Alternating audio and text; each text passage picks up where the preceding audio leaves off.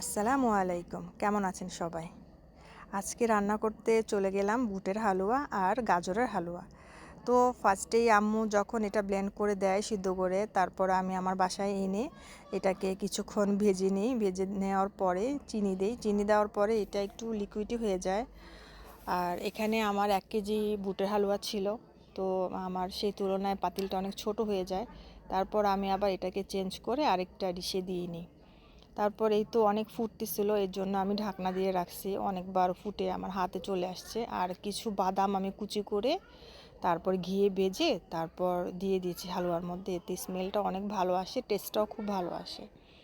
তো আরেকটা প্যানের মধ্যেই আমি আবার ঘি দিয়ে দিলাম, সামান্য তেল দিয়ে দিলাম। তারপরে এই তো দারচিনি এলাচ দিয়ে দিয়ে দিয়েছি গাজরের পেস্ট। সো এটাই নাড়াচাড়া করে একটু ভাজা ভাজা করে নিলে খুব ভালো হয় হালুয়াটা। তারপরে আমি চিনি দিয়ে দিলাম পরিমাণ মতন। তো এটাই নাড়াচাড়া করতেছিলাম। তো এটাও করতেছি পাশের চুলায়, আবার বুটেরটাও করতেছি, দুইটা একসাথেই করতেছি।